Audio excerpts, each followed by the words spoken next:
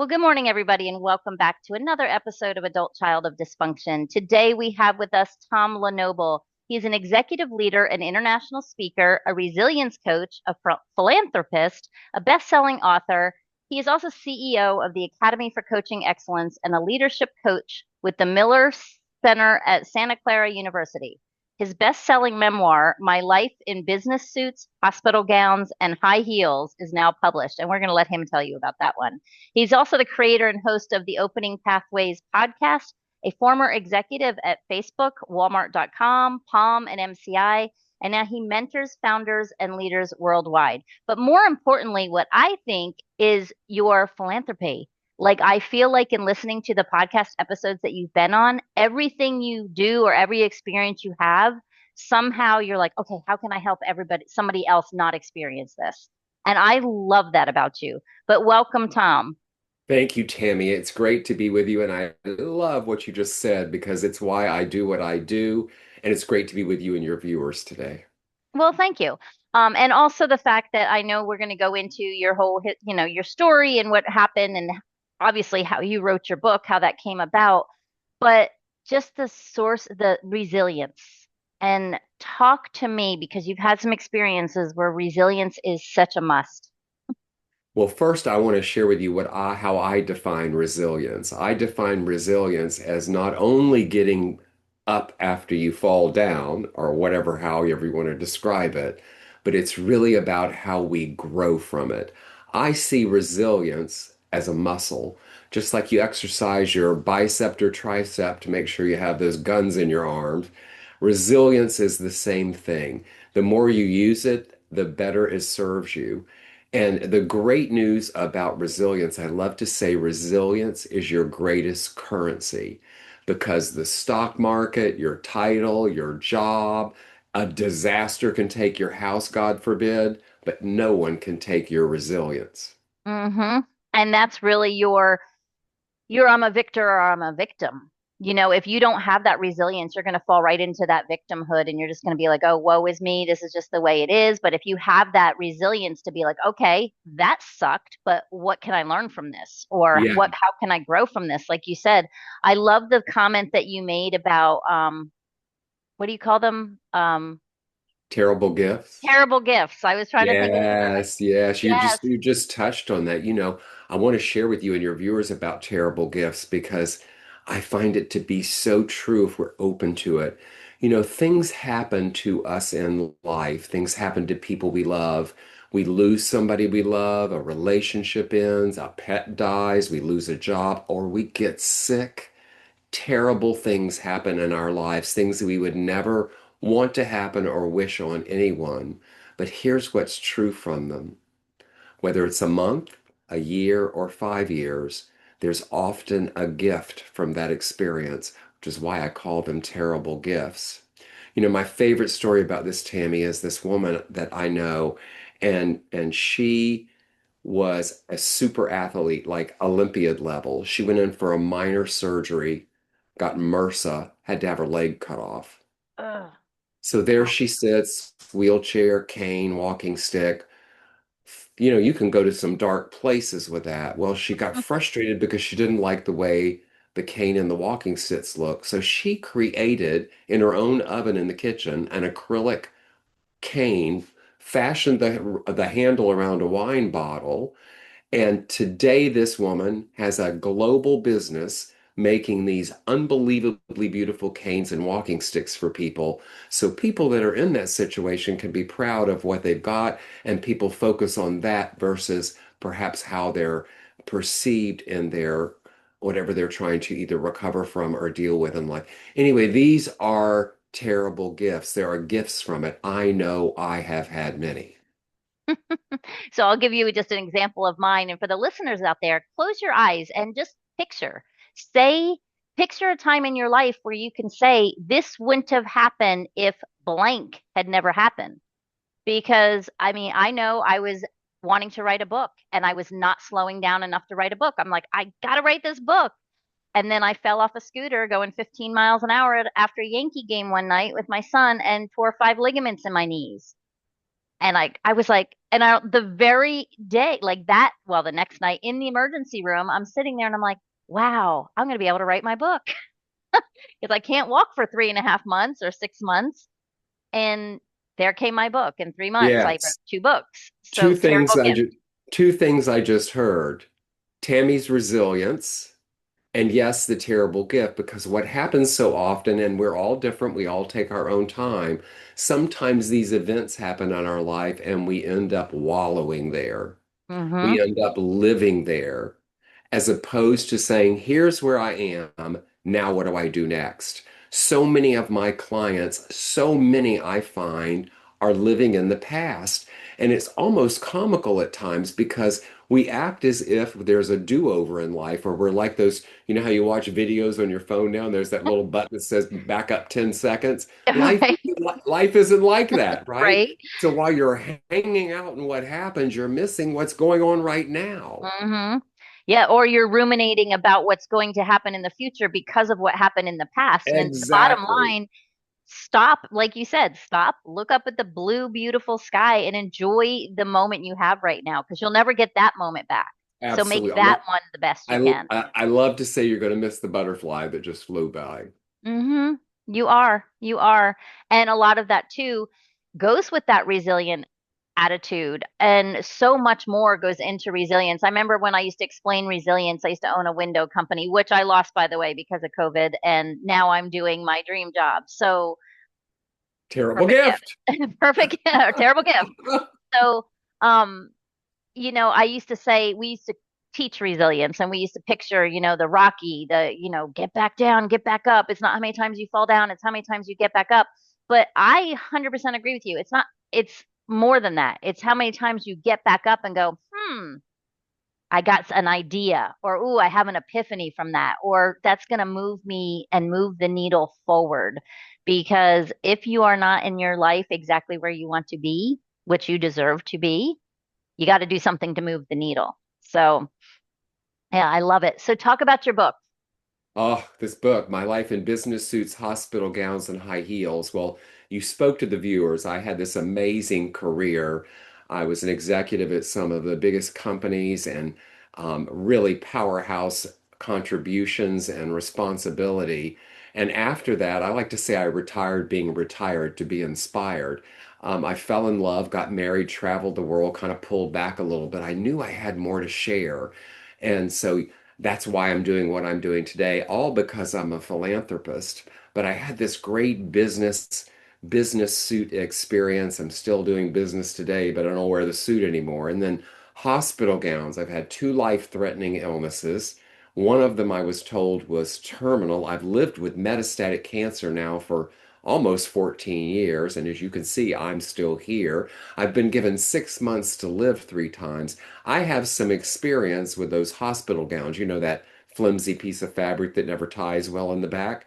You can see your butt. And Mm. then the high heels, well, I have to say you need to read the book to learn about the high heels, but I'll just let you look at the cover, and what you can see is I'll just leave you with this. All three of those are me on the cover of that book. The reason I wrote this book, which is a memoir that crosses over into self-help.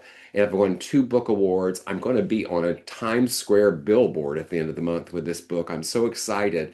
But I wrote this book because who we are today is the sum part of everything we've been in our life. And there are parts of many of our lives that we either feel shame, we feel it was outrageous, we want to keep it private, or we just think somebody's not going to understand. And I want to remind you that without all those parts, you would not be who you are today. Right. But on the flip side, and I'm going to throw this out to the viewers as well. I mean, that is so true. I used to say my life designed me, but it didn't define me. So I am the sum part of the alcoholic parents, the drug addicted mother, the pimping out the drug dealers. Like I am that sum part. That's who I was for a while. That's what the pieces all put together and said, here it is. But now I'm like, okay, that's not who I am in the heart of the heart of the heart. And that's where I took all of those lessons I learned from all of that stuff and all of those things that define me. And what am I going to do with this? Like I terrible gift. My More parents were both terrible alcoholics. gifts, more terrible My parents gifts. were both alcoholics. I had a horrible, horrible upbringing. But now I am doing what I want to do, which is helping people that grew up in dysfunction learn that they can still have pure joy, which I never had.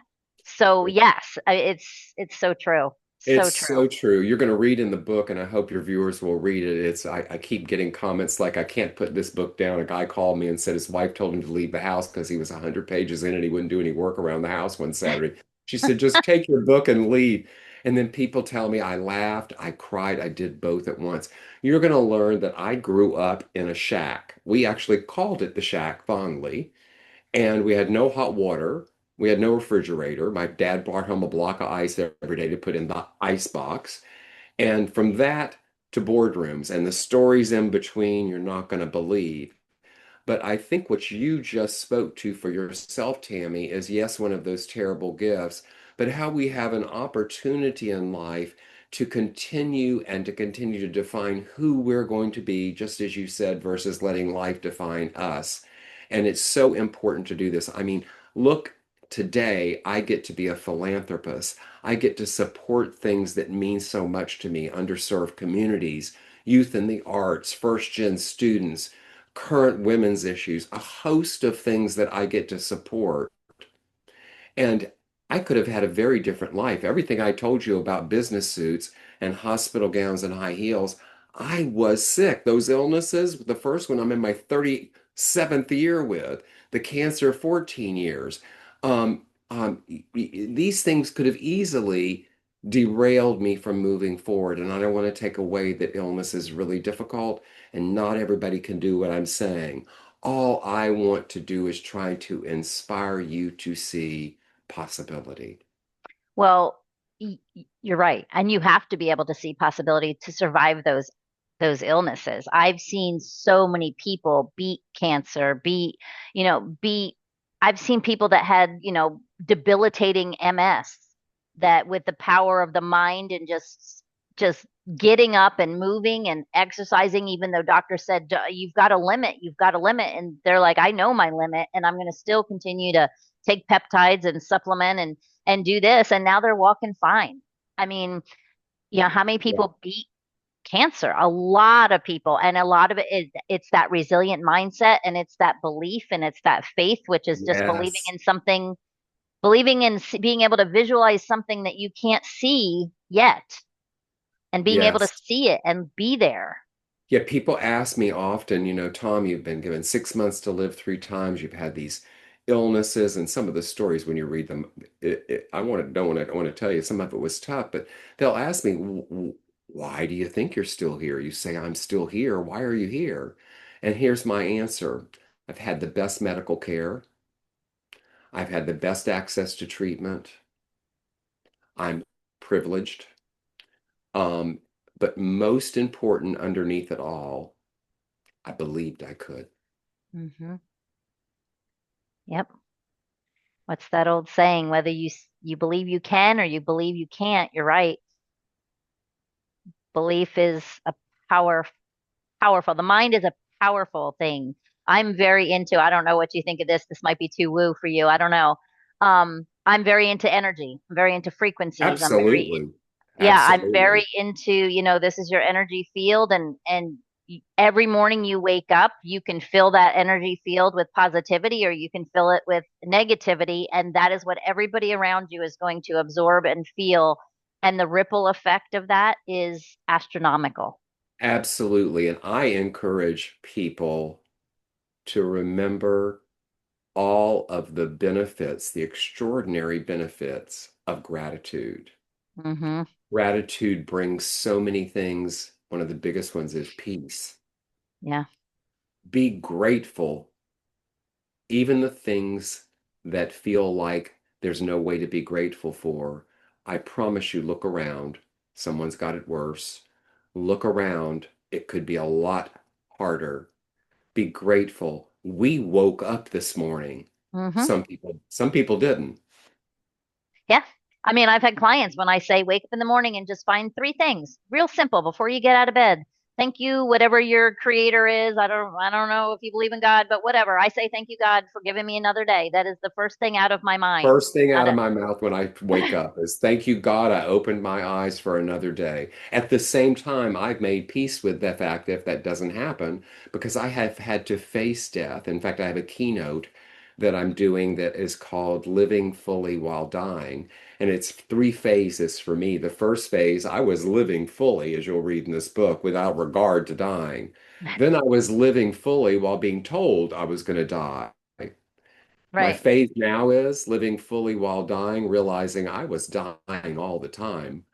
When you're born, there's only one dying. guarantee, you're going to die. Hmm. Just like people think about aging, it doesn't happen to them. The moment you were born, you start aging. It's just when we get a little older, that proverbial light starts to get a little brighter and a little closer.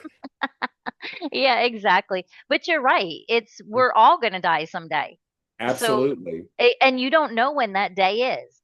You can sit home, and I know this is for the health conscious people out there. Don't yell at me. You can sit home and you can watch every calorie and you can watch everything you put in your body and you can watch everything. But where do most people die? Like with less than 3 miles from their home, sometimes in a car, sometimes getting hit by a scaffolding, whatever it is. Like you just never know when that day is. So I used to always say to my kids, and they would get so mad at me, I have this 21-day cruise on my bucket list, and it's like Turkey and Greece and all these places, Istanbul, all these places I would never go, like get in a plane and just fly there. Well, Greece I would for sure. But and I keep saying, as soon as they say I'm terminal, I'm going. And my kids are like, would you stop? Like, why don't you just Just go? go. And I'm Yeah. like, you're right, because if I just go, it'll probably the peace and solitude of that trip by myself. I don't care if anybody goes with me. Will probably add 5 years to my life. Yes, there's more than that. I happen to believe, we can get woo-woo a little bit here, but I happen to believe there's something waiting for you in one of those places that you don't know yet that's waiting for you to get there. You know, in the book, when you open it, there's a quote from Maya Angelou that says, "Every storm runs out of rain." You know, the Mm, sun is shining behind the horrible storms that it can be hailing, and behind all that, the sun's still shining. Just like the storms in our life, the sun is still shining behind them. You know, right, storms bring a lot of rain, they make the ground fertile. The same thing can happen to the storms in your life. My question is, just like in that fertile, wet ground that you can plant something, after the storms of your life, what are you going to plant? right. That's a great quote and a great segue into what you just said. That's awesome. Yeah, it's kind of like, and even the bad things, why this isn't happening to me. This is happening for me for some reason. But you're probably right about my Greece trip because it's literally I had a screenshot of it from the first time I saw the itinerary. It's been on my phone and I've had 6 phones since then, and that screenshot still stays there. I'm like, there's got to be something. So maybe I'll just have to book the trip. I don't I, know what I'm waiting for. hey, I'm in that camp, Tammy. I'm all for that. I say book that trip and go see what magic happens for you as a result. You know, I love what we're talking about here because, people sit and, as you said, and are waiting for things to happen or counting calories or, I talk to people all the time and they talk about their life and some people tell me, oh, everything's fine. When I hear people talk about life like it's just like this, you know what it reminds me of? It's like a flat line on that monitor you see on those TV Mm, shows where it's, supposed to be jumping around. That's not life. mm-mm. Life is a series. Life is a series. We can call them ups, downs, risks, opportunities, whatever you want. I happen to have learned and believe these, what we perceive as down times, are where we have the opportunities to learn and grow.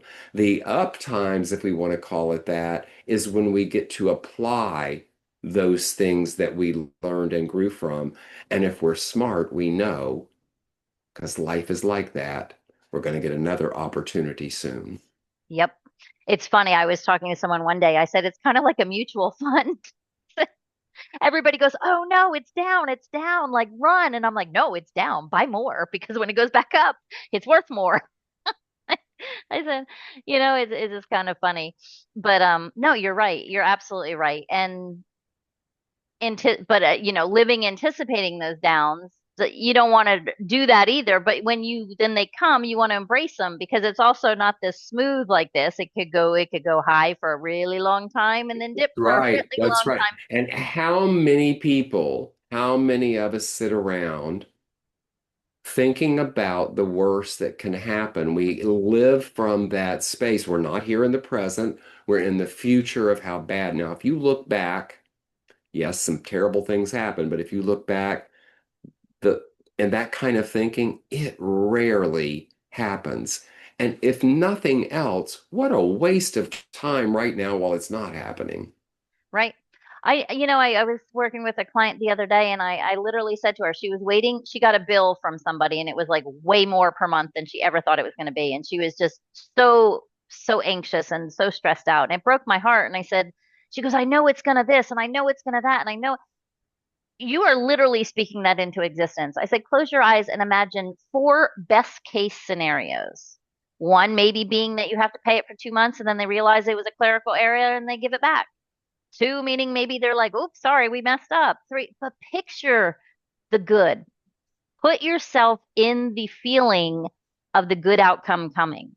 Because if you put yourself, it's like, that's where your energy is going. Put yourself in that energy. And she's like, wow, that actually really helped. Yes. Thoughts become things. Thoughts become things, and it is hard for the people listening, especially some of the people on this podcast, some of the listeners, because you've been wired because of your history to expect the worst. So you need to start working with that. We talk about that little inner critic or that that little self-talk person that goes, oh, I know this. You don't know anything. It's in the future. So if you're going to make it up anyway, make it good. Just like people that have blackouts of entire years of their life because of trauma or abuse or whatever, you're filling in blanks when you think about what happened. You go to therapy, you're making up those stories in your mind, assuming what happened. If you're gonna make it up, make it good. Yeah, really, Absolutely. Absolutely. make it good. So talk about, I know you had a lot of experience. I was laughing too because you said you were one of the first, I think, 47th employee with Facebook. I think I was in the first 75. I think I was number 57, but who's counting? That's a great story. I'll tell you a little bit about it because it's in the book. I was sitting at my desk at Palm one day, and I was responsible for global service operations, traveling around the world. I had my corporate staff, had like 3 or 4 thousand people out around the world. And I was going to these wonderful places that I probably would have never gone to. And I got the phone rang and it's a recruiter from this little company called Facebook. Well, Facebook was still in colleges. I had no idea what it was. I thanked them graciously, hung up the phone. And a buddy called me that I used to work with and said, I referred you to Facebook and you didn't even talk to them. I said, what's Facebook? So I interviewed with Mark Zuckerberg when he was 19. And if you want to read a great story, read it in the book. But I ultimately went to Facebook in the very, very early days and to set up all their customer operations, a bunch of other stuff there. But the interesting thing was everybody working there was 20 or 21. They were all fresh out of school, Mm-hmm. Yale, Stanford, Harvard, all these top schools deferring business school, medical school, you name it, law school, because Facebook was in colleges and it was their dream job. Well, here I come. I was old enough to be everyone's father. Mm-hmm. In fact, my next book, that's what it's about. I'm telling a story of my life at Facebook, the adult in the room, because that's what they called me, the adult in the room. And I'm going to tell some fun stories about those crazy early days at Facebook through my eyes, being old enough to be everyone's father. That's funny. I actually laughed because I was like, wow, it's funny how life just kind of throws things at you. Yesterday, I did an interview with a gentleman, Anthony Spark, who is second cousins to Mark. I know it. I know, Anthony. Do you? Isn't that I funny? do. So I was laughing. I was like, well, that's kind of weird. Like it came up twice to that name, and it's kind of a Yeah, joke because I'm not good with names. But anyway, I always just called him Mark yeah, Zuckerberg. I do. I do know, Anthony. I'll tell you a fun story too for your viewers is when I left, I said to Mark, I want to see you in 10 years. And Mark said, well, why do you want to see me? You're leaving. And I said, I just want to see what happens to you and what goes on. So I forgot all about it, Tammy. And I'm sitting at my desk 10 years later, and a Facebook message pops up that says, "Still want to have lunch?" Oh, that's funny. I looked at that message from Mark Zuckerberg and thought to myself, do I want to have lunch with the fifth richest man in the world? Because that's what he was at the time. And I said, heck yeah, I'm going to have lunch with the fifth richest man in the world. And boy, was that an experience. In fact, we're due for 20 years. That's coming up really soon here. And with all the changes that have gone on, who knows if I'll get that same Facebook message. And I even question if I go, but I made a decision. If I hear from Mark and wants to have a 20-year lunch, I'm in. There you go. Amen. No, that's funny. And it's funny that it just goes back to I'm thinking business wise. I'm picturing him going, okay, 10 years, picturing him putting it on his little Google Calendar, like He did. call Tom Lenoble. Like, He what? did. I That was, is I believe crazy. me, I was amazed. I was shocked. I went and I had to get through this unbelievable security. And they took me upstairs, and there's these two glass conference rooms. One was his, one was Sheryl Sandberg's, and I'm on a couch in between. So, of course, I positioned myself so I could see as much as I could. And I had opened a building there, and we had graffiti art everywhere. And they had taken cutouts of the walls and framed them and had them hanging as part of the artwork. So the history of the company cover was really beautiful. So I'm absorbing it all. I'm watching Mark in a meeting.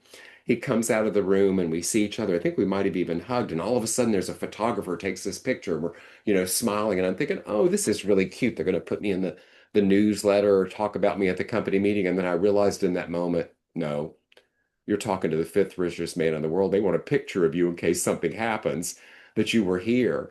Oh, that's And funny. we had 30 minutes and we went into this conference room. They had this beautiful spread of food. He and I didn't even touch it.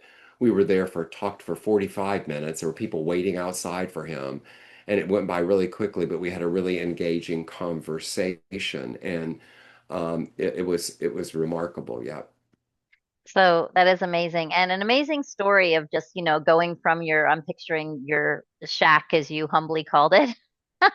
Or what you use another word, not humbly, but um and anybody can do anything. It Yeah, doesn't matter. Like, it's so true. That shack it was a one-bedroom shack that my grandfather built. My brother and I shared the bedroom at one point with a grandmother. My mother and father's bedroom was the living room. We never saw it as a bedroom. My father heated these huge vats of water on a kerosene stove, which I can still smell. And that's how we bathe. That's the hot water that went in the bathtub. And I didn't know any difference. I was a kid, right? You don't know what's going on. And right. fortunately for me, there was a lot of love. I had two of the most incredible parents.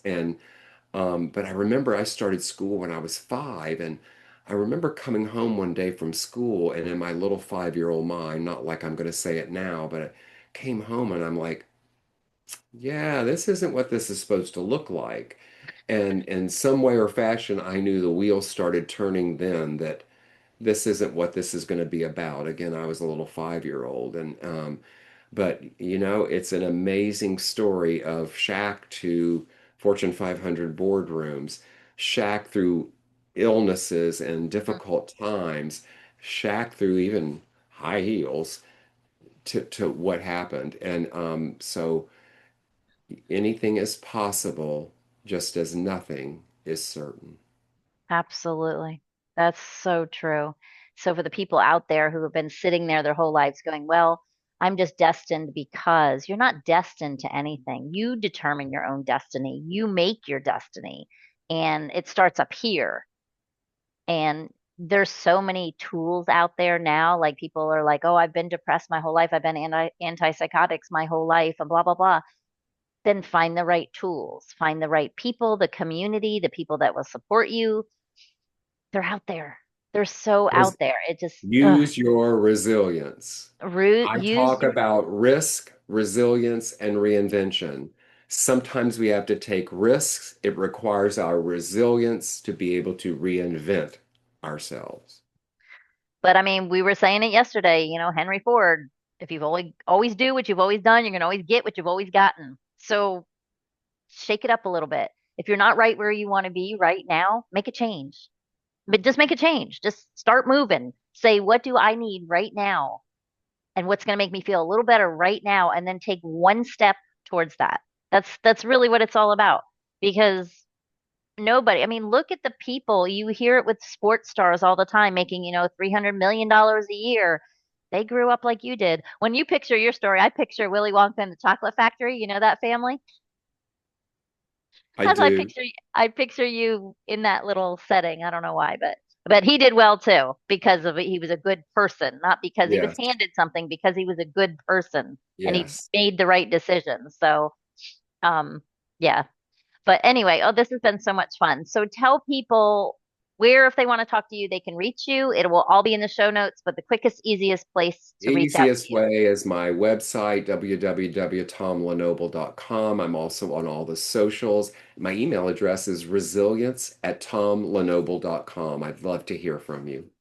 Sounds perfect. And I'm going to put the link to your book. I'm also going to throw your book in a series that I have called the Collective Wisdom Healing Series, which is a bunch of courses and things and resources from all of the coaches, all of the doctors, everybody that I talk to. If something sparks me, is interesting, I throw it in there. It's a free resource for people. So thank you so much. But before you go, what is your biggest, baddest, best message from Tom Lenoble? Here it is. I have a keynote and a message that I share a lot. It's called the Philanthropic Mindset. People say to me when they learn that I'm a philanthropist, they say this, Tom, when I have money, I want to be a philanthropist. Here's what I want you to know. Your smile or a hello is a philanthropic gesture. You can change someone's day, even the trajectory of their life, by simply a smile and a hello. Remember, you can give time, you can use talents you have, and yes, you can give treasures that is not always defined as dollars, checks, galas, or your name on a building. I promise you this, by giving and sharing with others, you will get far more than you ever expected in return. Mm, thank you so much for that, Tom. And thank you for coming on. Delight, Really do. Tammy. Delight. I've Really do. enjoyed being with you. I hope your viewers get something from our conversation today. I love what you're doing. And please do me a favor. Yes, I'm waiting to hear when you're booked for your I cruise. will. Oh, I will tell you when I'm booked for that cruise. I will let Perfect. you know for sure. And for everybody else out there, you heard it. Just one small gesture, one smile, tell someone to have a blessed day. A lot of people are out there having really hard days right now. If you're 78 years old and you're working bagging groceries at the grocery store, you probably that is not your career of choice, let's say. Some people are struggling. Just give them a smile, give them some love, and it will go a long way. And you never know. Yes. You never know when you actually save a life. And remember, if you're expecting something in return, you're not truly giving from your heart. It is not a philanthropic mindset gesture.